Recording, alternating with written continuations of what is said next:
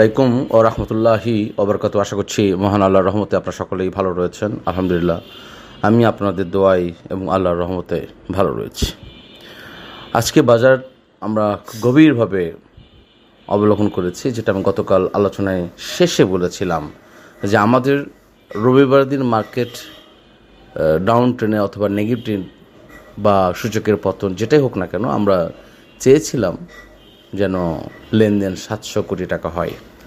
সেখানে আমরা লেনদেন পেয়েছি মাত্র 564 কোটি টাকা, এবং সেখানে ব্লক মার্কেটে লেনদেন হচ্ছে 42 কোটি টাকা। সো এই অবস্থায় সূচকেরও আজকে নেগেটিভ পেয়েছি, যেখানে 35 পয়েন্ট সূচক এখানে নেগেটিভ হয়েছে। সো আমরা আরেকটি বিষয় আপনাদের সাথে এখানে আলোচনা করি, যেহেতু মার্কেট ডাউন ট্রেন্ডে অবস্থান করছে এবং কিছুটা গুজব বাজারকে বেশ প্রভাবিত করে ফেলেছে। সো এই সময় আমরা একটু বাজারকে আরও একটু অবজার্ভ করতে হবে, খুব ঠান্ডা মাথায় একদম ধীরস্থিরভাবে বাজারকে অবলোকন করতে হবে।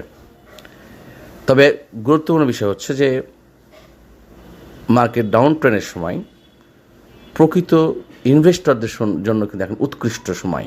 বারবার যে কথাটা আমি গতকালও বলেছি, বা আমার প্রত্যেক ভিডিওতেই কথাটাই বলে থাকি, যে এন্ট্রি নেওয়ার জন্য কিন্তু এই মোমেন্টগুলো খুবই গুরুত্বপূর্ণ। যারা নতুন বিনিয়োগকারী রয়েছেন বা নতুন করে ইনভেস্ট করার জন্য পরিকল্পনা করেন বা ভাবছেন, আপনাদের যদি পছন্দের কোনো কোম্পানি থেকে থাকে, সেখানে আপনি নতুন করে ছোট্ট পরিমাণে অল্প, কারণ আপনাকে আবার এই কথাটাও বলে দিই যে ডাউন ট্রেন্ডের সময় কিন্তু একটা ধারাবাহিকতা থাকে, যেমন 2-3 দিন 2-4 দিন এরকম একটা ধারাবাহিকতা থাকে।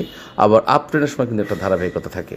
সো ডাউন ট্রেনে আবার এমন হতে পারে যে কালকে থেকে আবার মার্কেট পজিটিভ ট্রেড আসতে পারে, আবার ডাউন ট্রেনের ধারাবাহিকতা থাকতে পারে। সেই কারণে সব কিছু থেকে আপনার কন্ট্রোলিং পাওয়ারটা, আমি সবচেয়ে বেশি যেটা গুরুত্ব দিই, যে আপনার কন্ট্রোলিং পাওয়ারটা কিন্তু আমার থাকতে হবে।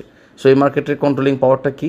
এই মার্কেটের কন্ট্রোলিং পাওয়ার হচ্ছে আপনার বাইক ক্যাপাবিলিটি, পোর্টফোলিও যেন খালি না হয়। আপনি যদি কালকে যদি আপনার অ্যাকাউন্টেবিলিটি থাকে যে 10,000 শেয়ার কেনার, যদি আপনার অ্যাকাউন্টেবিলিটি থাকে, তাহলে অবশ্যই আপনি সেখানে 2,000, 2,500 বা 3,000 নিলেন।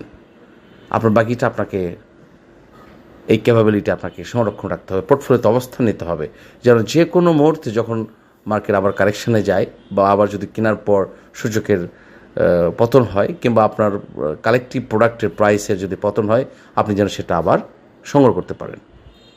সো এই ফিলোসফিটা শুধু আপনি মেনটেন করেন, এই দুঃখিত, এই বিষয়টা যদি শুধু আপনারা ফলো আপ করেন, তাহলে এই বিনিয়োগ বাজারটা হচ্ছে সবচেয়ে সুন্দর। যারা আমরা অনেকেই ডাউন ট্রেন্ডে খুব আপসেট হয়ে যায়, মনোবল খারাপ হয়ে যায়।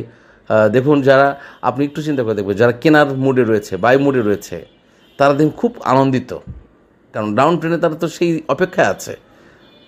মর্দ কথা হচ্ছে আপনি দাম বেশি চান, আর যারা ক্রেতা রয়েছেন তারা দাম কম চায়।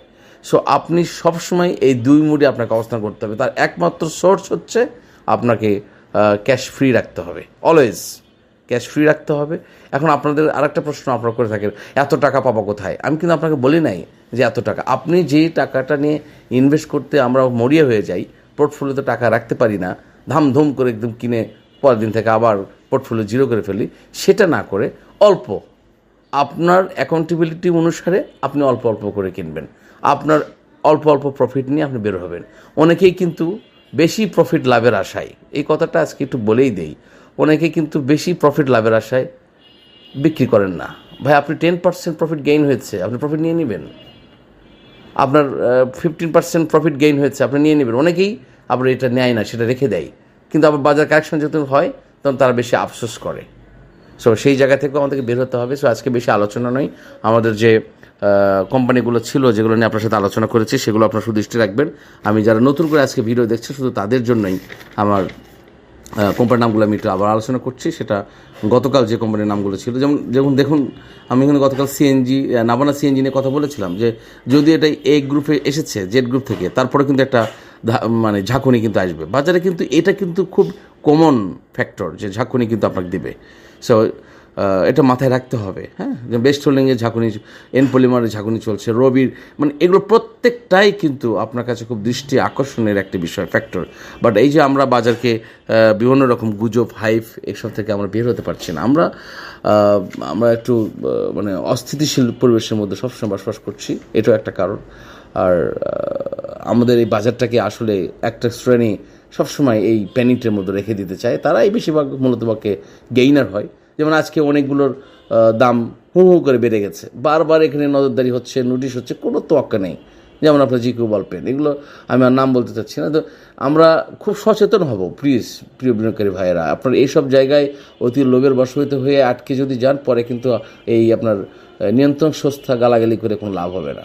সো আপনি এমনভাবে এগিয়ে যান, আপনার নিরাপত্তা, আপনার ক্যাপিটালের যে সিকিউরিটি, এটা যেন আপনি নিজেই নিয়ন্ত্রণ করতে পারেন, আপনি যেন আপনার কাছেই নিয়ন্ত্রিত থাকেন, আপনি যেন আরেকজনের দ্বারা নিয়ন্ত্রিত হতে না হয়, এইটা মাথায় রাখবেন। আপনি খুব গুরুত্বপূর্ণ সিদ্ধান্ত নেবেন, আপনার অনেক কিছুর মধ্যে আপনাকে ইনভলভমেন্ট হতে হবে, সেই জায়গায় আপনি অবশ্যই খোলামেলা সুচিন্তা নিয়ে আলোচনা করবেন। সকলের জন্য শুভকামনা।